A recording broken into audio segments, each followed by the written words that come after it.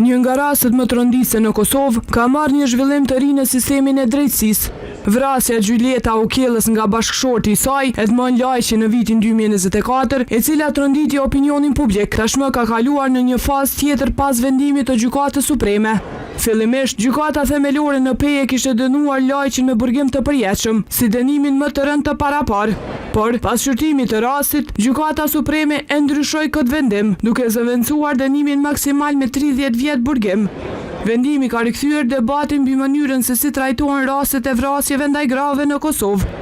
Avokati Anton Recaj vlerëson se ky rast tregon se sistemi i drejtësisë ende përballet me sfida në vendosjen e standardeve të qarta dhe të qëndrueshme për raste të kësaj natyre. Ky vendim i Gjykatës Supreme tregon që sistemi jonë i drejtësisë akoma nuk është i gatshëm që të vendosë standarde, sidomos në situatat kur kemi të bëjmë me rastet e dhunës në familje, rastet e tilla të cilat përfundojnë me vrasje.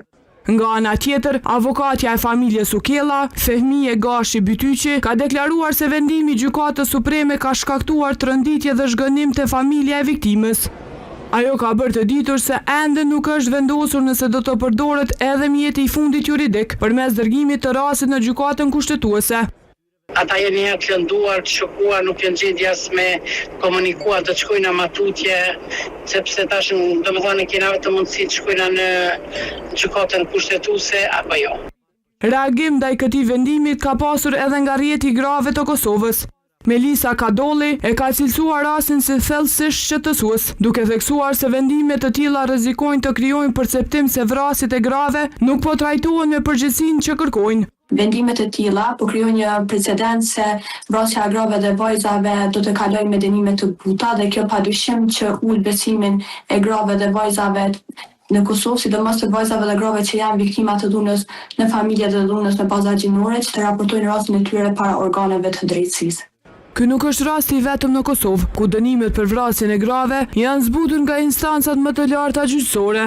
Valbona Marko Ndresaj dhe vajza e saj në gusht të vitit 2018 u qelluan për vdekje me Kalashnikov nga Pjetër Ndresaj, bashkëshorti përkatësisht babai. Fillimisht Ndresaj ishte dënuar me burgim të përjetshëm nga gjykata e apelit, por më pas Gjykata Supreme e Kosovës e pati kthyer rastin në rigjykim, ku Ndresaj u ul dënimin në 24 vjet burgim. Edhe Nuhim Mavrovçani fillimisht ishte dënuar me burgim të përjetshëm për vrasjen e bashkëshortës së tij, Sabile Mavrovçani, por më pas atij u zbut dënimi në 25 vjet burgim. Vazhdojmë